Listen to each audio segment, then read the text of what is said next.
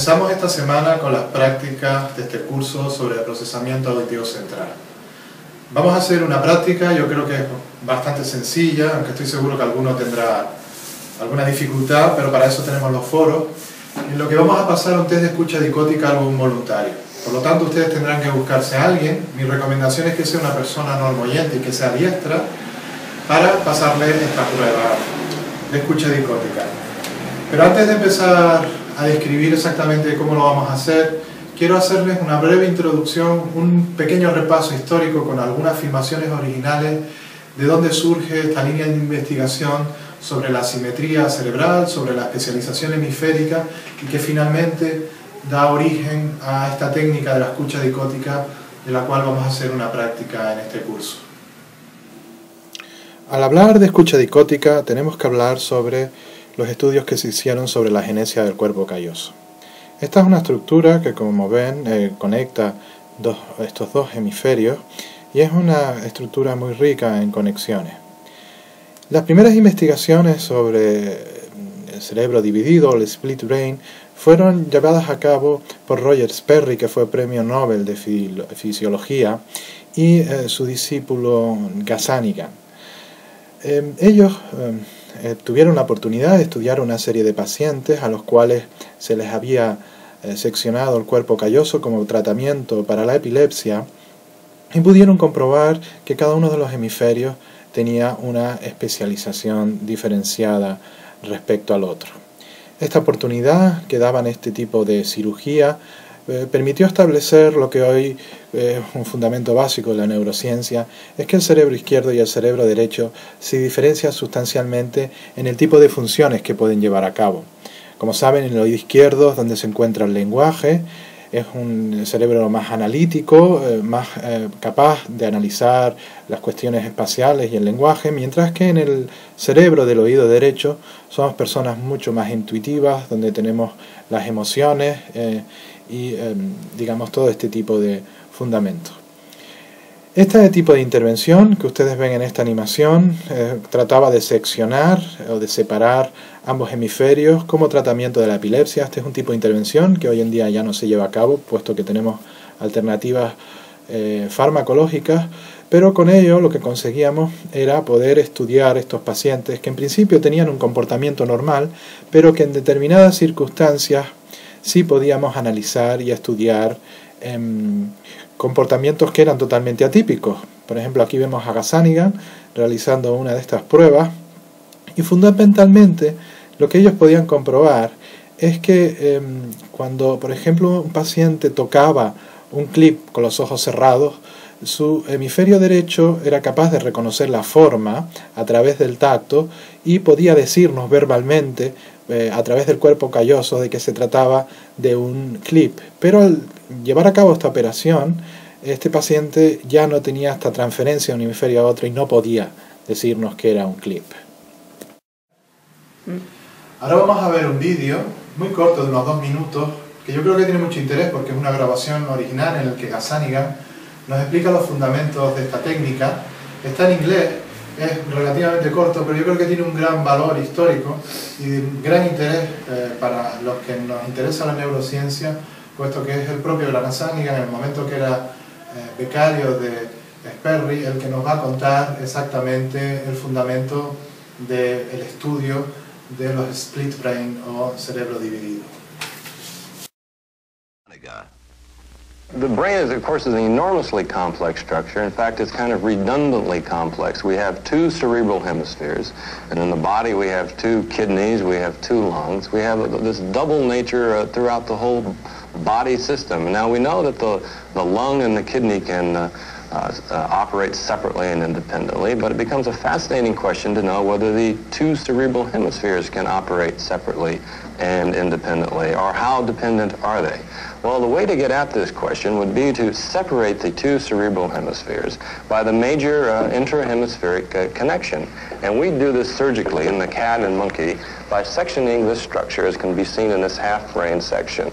It is called the corpus callosum, and it has over 2 million nerve fibers, and they richly interconnect the 2 halves of the brain.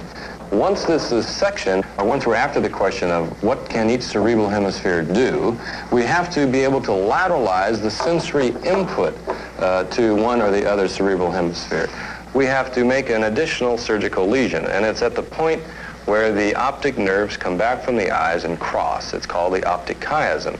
By sectioning down the midline, the optic chiasm, we can in effect make it so that what the animal sees through the left eye it is primarily projected to the left hemisphere, and what the animal sees through the right eye, only the right hemisphere sees. And by sectioning the optic chiasm, and in addition the corpus callosum, as we've explained, we can begin to test the dependence and independence of each cerebral hemisphere. Las primeras investigaciones que llevaron a cabo Sperry y Gazzaniga fueron llevadas a cabo en modelos animales, aquí ustedes pueden ver la intervención que se lleva a cabo en un mono para seccionar el cuerpo calloso y separar ambos hemisferios. Posteriormente, entrenaban al mono con determinadas tareas para poder estudiar la especialización hemisférica para estas tareas que se estudiaban. Ustedes ven aquí como aparte de seccionar el cuerpo calloso, también se llevaba a cabo la disección del quiasma óptico para, ustedes saben que las vías visuales se proyectan a los hemisferios contralaterales, y mediante el seccionamiento de este nervio podíamos referir cada una de las imágenes de forma independiente a cada uno de los hemisferios, de forma que no había transferencia ni a través de los hemisferios del cuerpo calloso ni a través de las decusaciones que se producen en el quiasma óptico, sino se proyectaba directamente la imagen del ojo derecho en el hemisferio izquierdo y la imagen del ojo izquierdo en el hemisferio derecho. Posteriormente, los monos se entrenaban. Ustedes ven aquí que esta operación no tiene ningún efecto secundario sobre la vida social del primate. Aquí los reincorporan de nuevo a su jaula, y el primate en principio, pues este tipo de intervención, salvo en determinadas condiciones experimentales, es muy difícil ver que tiene algún tipo de efecto secundario. Ustedes lo ven aquí como recupera su relación que tiene con este otro mono, y realmente, pues como les digo, no tiene ningún tipo de efecto secundario para el mono. Aquí ya ven al doctor Gazzaniga entrenando al mono para llevar a cabo estos test de especialización hemisférica. En principio desarrollaron este aparato parecido a un taquitoscopio, en el que lo que se está haciendo es entrenar al mono simplemente para que mire a través de unos orificios que hay en la máquina y recoja a través del tacto la recompensa, que en este caso es un alimento.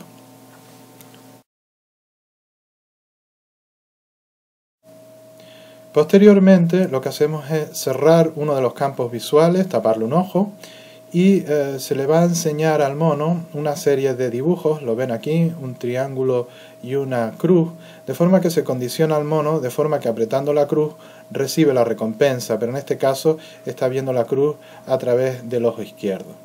¿Qué es lo que ocurre cuando le tapamos el ojo derecho? Pues el mono se confunde y no recuerda exactamente cuál era la tecla que tenía que tocar, puesto que no se puede producir este traspase de la información de un hemisferio a otro. Aquí ven que el mono no sabe exactamente qué es lo que tiene que hacer para recuperar el alimento.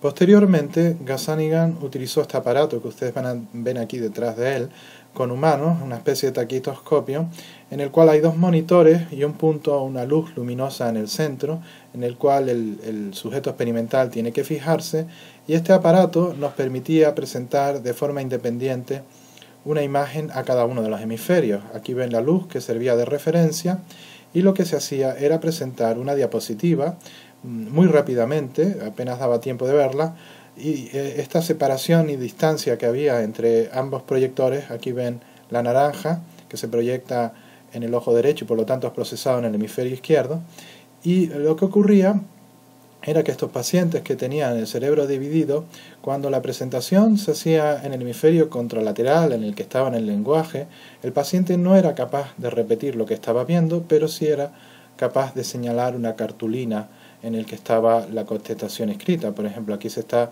presentando un un tenedor en el campo visual izquierdo, por lo tanto era procesado por el hemisferio derecho, y al existir esta agenesia del cuerpo calloso, el paciente no podía verbalizar que se trataba de un tenedor, pero sí podía señalarlo o señalar la palabra escrita o un dibujo que se correspondiera con un tenedor. En esta última grabación, esto era uno de los pacientes que tuvo oportunidad de estudiar Ghazanigan, que había sufrido esta operación para tratamiento de la epilepsia, y se le está pidiendo que reproduzca este patrón que está en esta libreta con la mano izquierda, y ustedes ven que lo puede hacer perfectamente, reproducir el patrón que en principio se le pidió que hiciera, que se reflejaba en la libreta. Sin embargo, cuando le pedimos que lo haga con la mano derecha, ven cómo este paciente es incapaz de reproducir la figura o el patrón que tiene a la izquierda en esta libreta, y verán como dentro de un momento la mano izquierda inconscientemente pues trata de ayudar a la derecha a completar esta tarea. Es decir, estos pacientes en su vida diaria, aquí ven como el experimentador les retira la mano, finalmente adoptaba este tipo de estrategias compensatorias para poder hacer frente a las distintas situaciones que se plantean en la vida diaria. Aquí ustedes ven como el paciente lo hace perfectamente con las dos manos. Es decir, al final este tipo de intervenciones quirúrgicas, pues estas connotaciones que tiene, solo las podemos observar pidiéndole al sujeto que lleve a cabo estas tareas tan experimentales y tan específicas.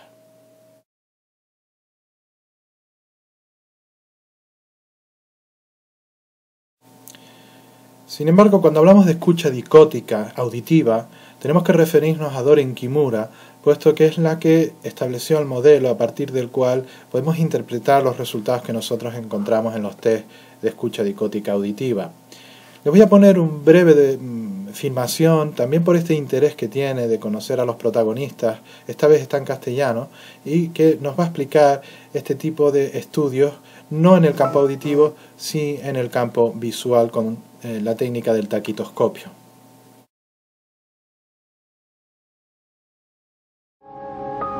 La habilidad visual, como contrapuesta a la del lenguaje, se determina en esta prueba llevada a cabo por Doren Kimura de la Universidad de Ontario Occidental. ¿Preparada? Bueno, la razón por la que se utiliza la técnica taquistascópica es porque sencillamente presenta el estímulo muy rápidamente. Y hay una razón para hacer esto. Si nos limitamos a presentar el estímulo de forma ordinaria en el campo visual de la izquierda o de la derecha, el sujeto lo mirará. Muy bien. Así, para impedir la entrada en un campo u otro, hacemos que el sujeto fije la vista en un punto central. Y mientras tanto, proyectamos algo durante tan poco tiempo que cuando quiere mover los ojos ya ha desaparecido. Y esto es lo que hace básicamente el taquistascopio. Así se reduce la comunicación de un hemisferio con otro. Si lo presentas en el campo de la derecha, estimula inicialmente el hemisferio izquierdo. Si se presenta en el de la izquierda, estimula el derecho. Y así la entrada se efectúa solo en uno de ellos. ¿Lista? Mira la X. ¿Lista? 3. ¿Lista? 6. ¿Lista? 6. 6. Ready? 6.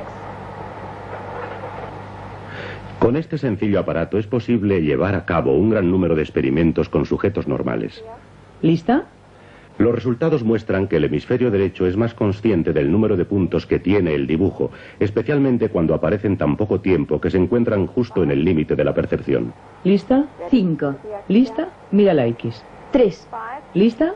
Mira la X. 3. Ahora le voy a mostrar unas letras. Y como antes, cada vez que yo diga lista, quiero que mire a la X. Y cuando se proyecten las letras, quiero que me diga las letras que ha visto, que nombre las letras. Pero el hemisferio izquierdo tiene más habilidad para descifrar las letras, algo que requiere habilidad lingüística. ¿Lista? HRDX. ¿Lista? FW algo D. ¿Lista? PXMU. ¿Lista? SWXB. ¿Lista? DWEV.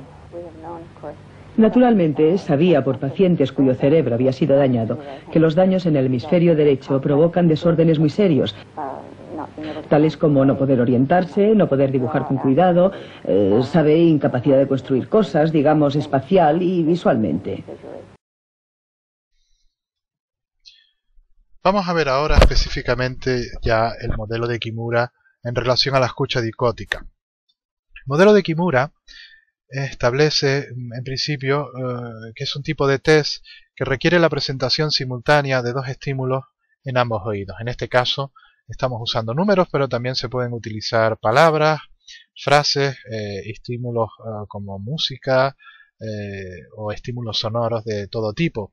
Pero nosotros vamos a utilizar nuestro test en principio con números. Y como ven aquí, se va a presentar un número, en este caso un número 3 en el oído derecho, y otro número diferente en el oído izquierdo, en este caso un 5. Y este modelo de Kimura parte de la base de que la vía contralateral en principio predomina sobre la ipsilateral. Esto quiere decir que cuando presentamos un estímulo en el oído derecho va a ser procesado por el hemisferio contralateral, en este caso el izquierdo. Y que cuando presentamos un número, en este caso el 5 en el oído izquierdo, va a ser procesado por el hemisferio derecho. Es un hecho que en la mayoría de nuestros pacientes la especialización hemisférica vamos a encontrar que el lenguaje se encuentra en el hemisferio izquierdo. Es por ello que en principio los estímulos que presentemos en el oído derecho van a viajar directamente a ser procesados en el hemisferio izquierdo, mientras que los estímulos que presentamos en el hemisferio izquierdo van a tener que viajar a través del cuerpo calloso.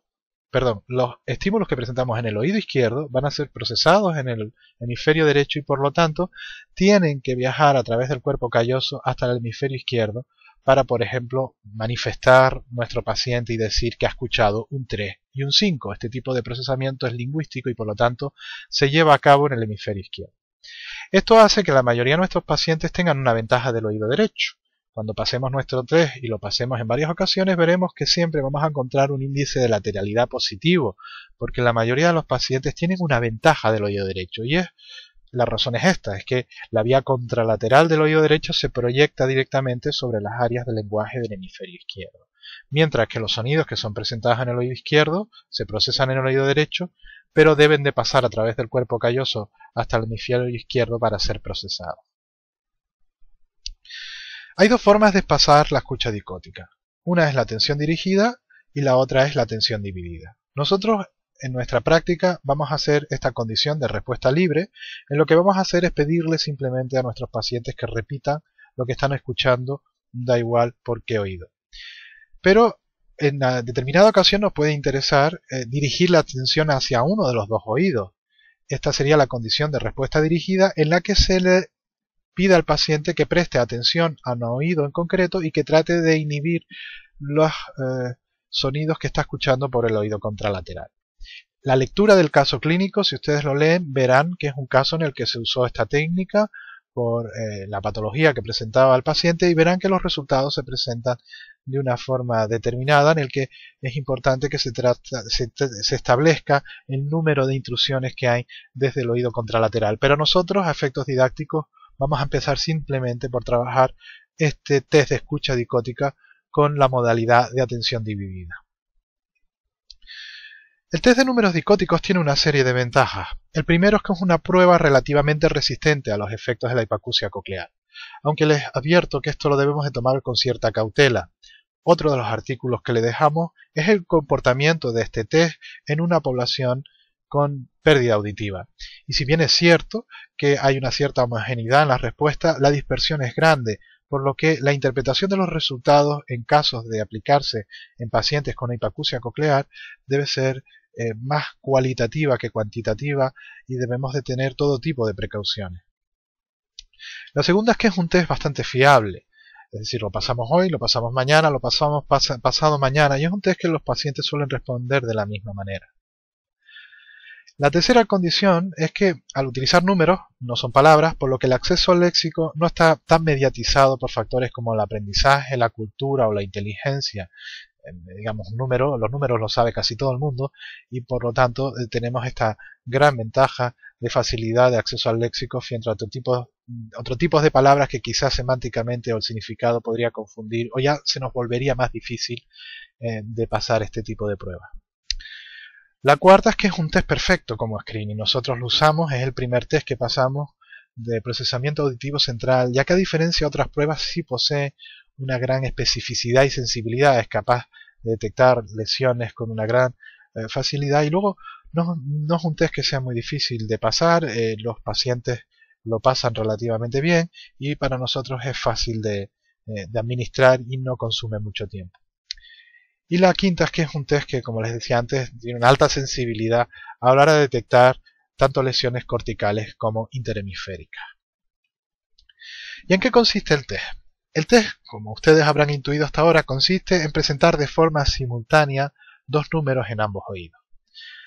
Nosotros, para complicar un poco el test y aumentar la dificultad y tener una cierta variabilidad en sujetos normoyentes, lo que hemos hecho es añadir una serie de pares. Entonces, la primera condición, que sería la más sencilla, consistiría en un par de 2 dígitos. Nosotros nos referimos a pares de estímulos presentados en un mismo oído, no en los oídos contralaterales. Por lo tanto, cuando hablamos de un par, estamos hablando de la presentación de 4 números en total y sería de un par por oído.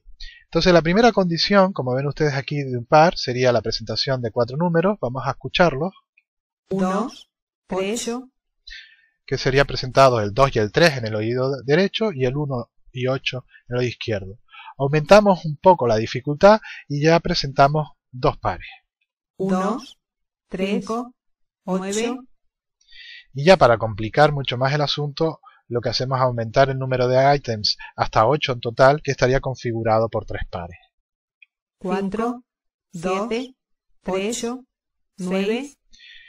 Estas 3 condiciones se aleatorizan en el test, que al final consta de 27 ítems, en los que algunos son de un par, otros son 2 pares y son de 3 pares. Y finalmente el análisis que vamos a hacer nosotros de los resultados también nos va a poder, esta hoja de Excel que les vamos a facilitar, analizar cuál es la puntuación del sujeto en cada uno de los test de forma separada. Evidentemente, la condición de 3 pares tiene una gran carga de memoria, por lo que en este tipo de pruebas no solo estamos midiendo la atención, sino ya cuando complicamos más el test, evidentemente también estamos evaluando la memoria a corto plazo de este paciente.